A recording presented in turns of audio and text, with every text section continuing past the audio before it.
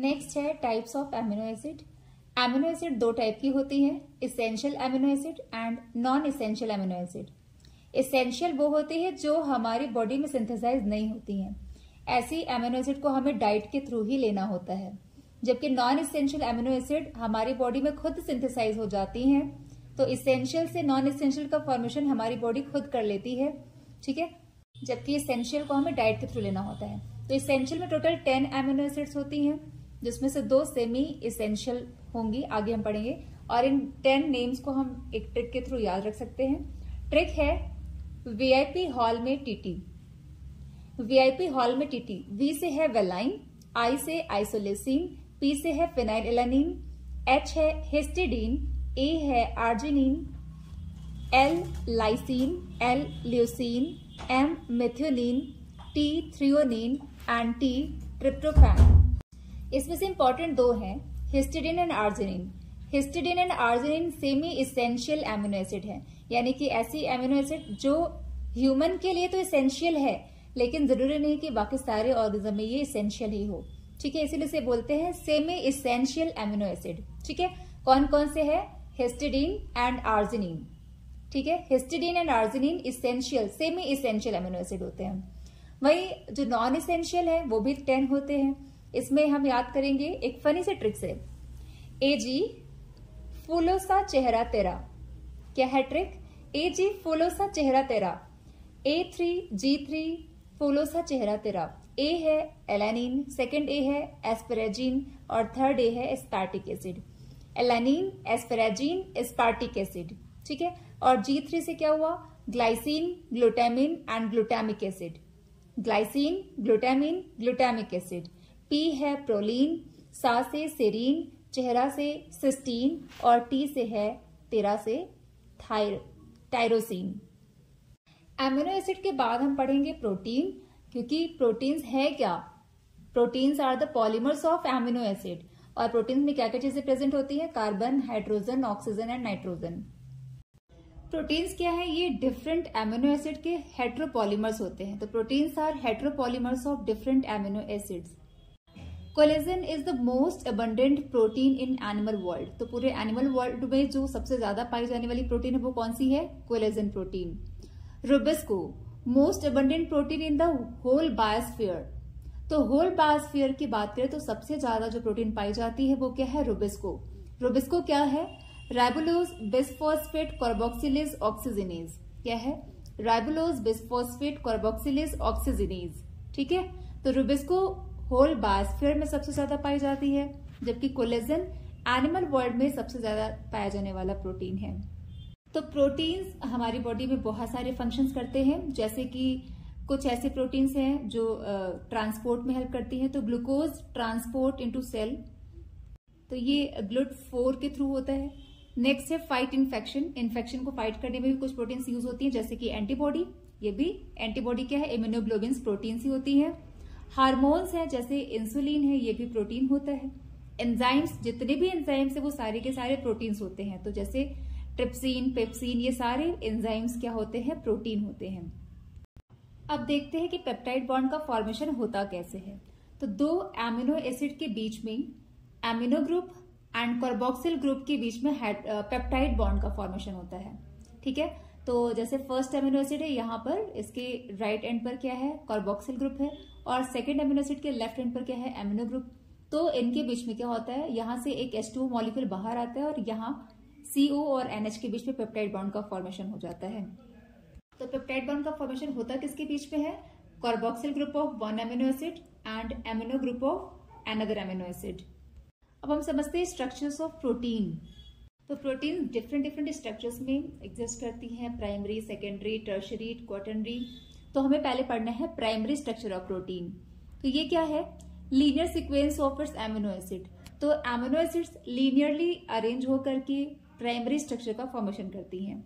जैसे आप ये स्ट्रक्चर देखो तो यहाँ पर first amino acid, second, third, fourth, ये एमिनो एसिड पेप्टाइड बॉन्ड के थ्रू जुड़ करके एक चेन बनाती है। और इसके इस चेन में लेफ्ट एंड क्या रिप्रेजेंट कर रहा है? फर्स्ट एमिनो एसिड को रिप्रेजेंट करता है। और right and last amino acid को रिप्रेजेंट करता है। और फर्स्ट एमिनो एसिड को हम एन टर्मिनल एमिनो एसिड बोलते हैं। क्यों? क्योंकि इसके एंड पर क्या है? एमिनो ग्रुप है। तो एन टर्मिनल एमिनो एसिड क्या होते हैं? तो फर्स्ट एमिनो एसिड को ही एन टर्मिनल एमिनो एसिड बोलते हैं, क्योंकि यहाँ पर ये फर्स्ट ये रिप्रेजेंट कर रहा है एन टर्मिनल, क्योंकि एमिनो ग्रुप प्रेजेंट है। ठीक है, लेफ्ट एंड है ये। जबकि राइट एंड पर जो प्रेजेंट है एमिनो एसिड, उसमें लास्ट एंडिंग किससे हो रही है? कार्बोक्सिल ग्रुप से हो रही है। ठीक है, तो इससे बोलते हैं लास्ट एमिनो एसिड को क्या बोलेंगे? C terminal. सी से कार्बोक्सिल।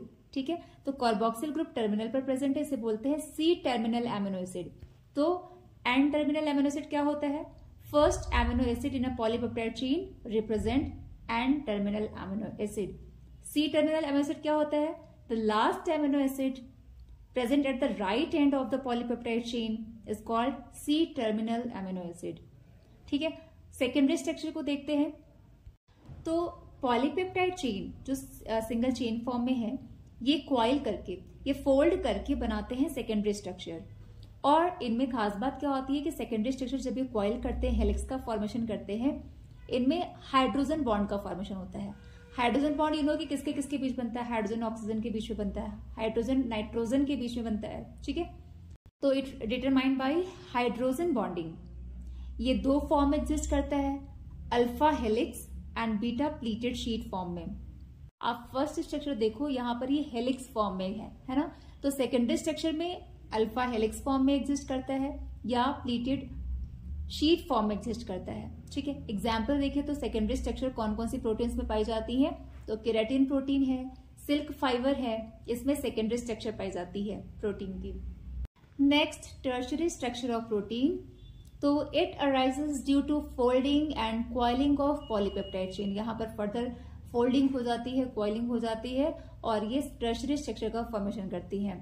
तो टर्शियरी स्ट्रक्चर में पेप्टाइड बॉन्ड और हाइड्रोजन बॉन्ड के अलावा और कौन से बॉन्ड प्रेजेंट होंगे? सल्फर बॉन्ड, आयनिक बॉन्ड, ये प्रेजेंट होते हैं। तो जो मायोग्लोबिन है, ये एक प्रोटीन है, और मायोग्लोबिन का स्ट्रक्चर टर्शियरी स्ट्रक्चर होता है। ठीक है, कैसे फॉर्म करता है टर्शियरी स्ट्रक्चर? तो folding and coiling of polypeptide chain से बनता है टर्शियरी स्ट्रक्चर। इसमें कौन कौन सी बॉन्ड है? पेप्टाइड बॉन्ड, हाइड्रोजन बॉन्ड तो पहले ही थी, और इसमें क्या ऐड हो गया? Sulphur bond, ionic bond. तो इसका एग्जाम्पल क्या है? मायोग्लोबिन। नेक्स्ट है quaternary structure of protein.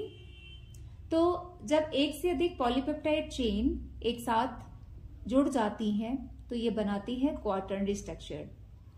More than one polypeptide chain unite together to form quaternary structure. ठीक है, यहाँ आप देखो हीमोग्लोबिन इसका एग्जाम्पल है। हीमोग्लोबिन में क्वाटर्नरी स्ट्रक्चर पाया जाता है। हीमोग्लोबिन में 2 अल्फा चेन होती है और 2 बीटा चेन होती है। तो 2 डिफरेंट पॉलीपेप्टाइड चेन्स हैं, ये यूनाइट करके क्या बना रही है? Quaternary structure of protein. ठीक है, होपफुली आपको प्रोटीन का स्ट्रक्चर अच्छे से समझ आ गया होगा। तो अब हम पढ़ते हैं न्यूक्लिक एसिड। देखिए, न्यूक्लिक एसिड एक पॉलीमर है और ये एसिड इनसॉल्युबल फ्रैक्शन में मिलता है। ठीक है, तो दीज आर पॉलीन्यूक्लियोटाइड। ठीक है, ये डीएनए या आरएनए ये न्यूक्लिक एसिड है, ये पॉलीन्यूक्लियोटाइड्स होती हैं। ठीक है, और किसी एक न्यूक्लियोटाइड की बात करें तो इसमें 3 कंपोनेंट्स होते हैं। अ न्यूक्लियोटाइड हैज 3 कंपोनेंट। क्या क्या होता है उसमें? पेंटोज शुगर है। पेंटोज शुगर, अब डीएनए है तो उसमें राइबोज शुगर होता है, और आरएनए के केस में डीऑक्सीराइबोज शुगर होता है। तो ये पेंटोज शुगर हो गया, राइबोज शुगर या डीऑक्सीराइबोज शुगर। सेकेंड कंपोनेंट है नाइट्रोजनस बेस, थर्ड है फॉस्फेट ग्रुप। तो पहले समझते हैं पेंटोज शुगर के बारे में। तो आप ये देखो स्ट्रक्चर, यहाँ फर्स्ट है डीऑक्सीराइबोज शुगर एंड सेकेंड है राइबोज शुगर। डीऑक्सीराइबोज शुगर का फॉर्मूला होता है C5H10O4, जबकि राइबोज शुगर का फॉर्मूला होता है C5H10O5। यहाँ आप देखो कार्बन नंबर 1, 2, 3, 4 ये 5। और डीएनए के जो डीऑक्सीराइबोज शुगर है, यहाँ पर कार्बन नंबर 2 पर एक ऑक्सीजन की कमी होती है। यहाँ OH ग्रुप आपको नहीं दिख रहा है ना, जबकि राइबोज शुगर में OH ग्रुप प्रेजेंट है सेकेंड कार्बन पर। तो यहाँ दोनों शुगर में डिफरेंस क्या हुआ कि डीऑक्सीराइबोज शुगर के सेकेंड नंबर पर एक ऑक्सीजन की डेफिशिएंसी होती है। ठीक है, तो एक OH ग्रुप एब्सेंट होता है यहाँ। सेकेंड है नाइट्रोजनस बेस। तो नाइट्रोजनस बेस 2 टाइप की होती है, प्यूरीन एंड पायरिमिडीन। प्यूरीन क्या है? ये हेट्रोसाइक्लिक रिंग होता है। इसमें देखो आप 2 रिंग है, और पायरिमिडीन मोनोसाइक्लिक रिंग होता है। अब यहाँ देखो आप हेट्रोसाइक्लिक रिंग है, और यहाँ पर carbon number position number 1, 3, 7 and 9। तो 1379 पर नाइट्रोजन प्रेजेंट है और पायरिमिडिन में 1 और 3 पर नाइट्रोजन प्रेजेंट होता है। ठीक है, तो प्यूरिन भी 2 टाइप की होती है, इसमें 2 टाइप की नाइट्रोजनस बेस आते हैं, एडेनिन एंड गुआनिन। ठीक है, और पायरिमिडिन में क्या आता है, 3 होते हैं इसमें, थाइमिन, साइटोसिन और यूरेसिल। ठीक है, थाइमिन, साइटोसिन और यूरेसिल। यूरेसिल आरएनए में पाया जाता है और थाइमिन डीएनए में पाया जाता है। बाकी के 3 तो दोनों में होते हैं कॉमन, लेकिन थाइमिन सिर्फ डीएनए में होता है और यूरेसिल सिर्फ आरएनए में होता है। ठीक है, आप स्ट्रक्चर देख लो, एडेनिन और गुआनिन ये हेट्रोसाइक्लिक रिंग में होते हैं, जबकि थाइमिन, साइटोसिन और यूरेसिल ये मोनोसाइक्लिक रिंग होते हैं। तो नाइट्रोजनस बेस कितने टाइप के हो गए, 2। कौन कौन से, प्यूरिन एंड पायरिमिडिन। प्यूरिन कितने टाइप के होते हैं, फर्दर 2। कौन कौन से, एडेनिन एंड गुआनिन। पायरिमिडिन में क्या क्या होते हैं, थाइमिन, साइटोसिन, यूरेसिल। ठीक है, और अब हम देखते हैं एक न्यूक्लियोटाइड का फॉर्मेशन होता कैसे है। देखो, ये है पेंटोज शुगर, 5 कार्बन का बना हुआ स्ट्रक्चर है, पेंटोज शुगर है ये, और यहां पर कार्बन नंबर 1 से जुड़ता है क्या, नाइट्रोजनस बेस। ठीक है, और ये नाइट्रोजनस बेस पेंटोज शुगर से जिस बॉन्ड से जुड़ता है उस बॉन्ड का नाम है ग्लाइकोसिडिक बॉन्ड। क्या नाम है, ग्लाइकोसिडिक बॉन्ड से शुगर नाइट्रोजनस बेस से जुड़ता है। अब ये जो स्ट्रक्चर बना इसे बोलते हैं न्यूक्लियोसाइड। तो न्यूक्लियोसाइड क्या है, pentose sugar and nitrogenous base की कॉम्पोजिशन से जो बनता है उसे बोलते हैं न्यूक्लियोसाइड। और यहां जब 5th कार्बन से जुड़ जाता है फॉस्फेट ग्रुप तो ये बन जाता है क्या, एक न्यूक्लियोटाइड। और यहां पर जो फॉस्फेट जुड़ रहा है, फॉस्फेट अटैच हो रहा है ना शुगर से, तो कौन सा बॉन्ड है, ये फॉस्फोइस्टर बॉन्ड है। कौन सा बॉन्ड है, फॉस्फोइस्टर बॉन्ड। ठीक है, तो वैसे ही एक के पीछे एक, ये एक सिंगल न्यूक्लियोटाइड है, एक के पीछे कई सारे न्यूक्लियोटाइड अरेंज होकर के पॉलीन्यूक्लियोटाइड का स्ट्रक्चर बनाती है। आप इस स्ट्रक्चर में देख सकते हैं कि यहाँ पर ये एक सिंगल पॉलीन्यूक्लियोटाइड, एक न्यूक्लियोटाइड को रिप्रेजेंट कर रहा है, सिंगल पार्ट, और ये सारी पूरी चेन है, एक के पीछे एक पॉलीन्यूक्लियोटाइड चेन बनाती है। और ये फॉस्फेट ग्रुप जो है ये 2 न्यूक्लियोटाइड के बीच में फॉस्फोडाइस्टर 3'5' फॉस्फोडाइस्टर बॉन्ड से जुड़े होते हैं। तो हमने सारे बेसिस पढ़ लिए, तो अब हम देखते हैं डीएनए का स्ट्रक्चर कैसा होता है। देखो, डीएनए क्या है, 2 स्ट्रैंड का बना हुआ स्ट्रक्चर होता है, डबल स्ट्रैंडेड होता है ये, और ये दोनों स्ट्रैंड एंटी पैरेलल अरेंज होती हैं। एंटी पैरेलल का मतलब क्या होता है, समझिए। देखिए, ये आपका पहला स्ट्रैंड है, ये फर्स्ट स्ट्रैंड जो है यहाँ पे अगर पोलैरिटी 5 प्राइम की है, 5' की, तो दूसरी एंड पे क्या हो जाएगा, 3' होगा। 3' और 5' एंड कैसे नाम पड़ता है, अब ये भी मैं समझाती हूँ आपको। वैसे दूसरे स्ट्रैंड पे क्या है, 3' हो तो उसका उल्टा हो जाएगा, फिर 5'। कैसे पढ़ा, देखो, ये आपकी एक पॉलीन्यूक्लियोटाइड चेन, इसमें ऊपर क्या है, देखो, पहले नंबर का कार्बन फ्री है, 5वें नंबर का कार्बन फ्री है ना, यहाँ पर कोई फॉस्फेट नहीं जुड़ा। तो जब 5वें नंबर का कार्बन फ्री होता है तो इसे हम बोलते हैं 5' एंड। और नीचे से देखो, 3rd नंबर पर जो फॉस्फेट जुड़ता था तो 3rd प्राइम पर कोई फॉस्फेट जुड़ा नहीं है, तो ये फ्री है 3 पर, तो इसलिए इसका नाम पड़ गया 3' एंड। और इसका देखो, जो दूसरा स्ट्रैंड है ये एंटी पैरेलल है, इसकी देखो पोलैरिटी अपोजिट डायरेक्शन में है, यानी कि एक ऊपर से नीचे जा रहा है तो दूसरा ऊपर से नीचे से ऊपर आता है। ठीक है, तो यहां पर क्या हो रहा है, एक की पोलैरिटी यहाँ पर 3' है, क्योंकि ऊपर से क्या है, 3 पर ये फ्री है, और नीचे क्या है, 5, जो 5th नंबर का कार्बन है ये फ्री है, तो इसका पोलैरिटी हो गया 5'।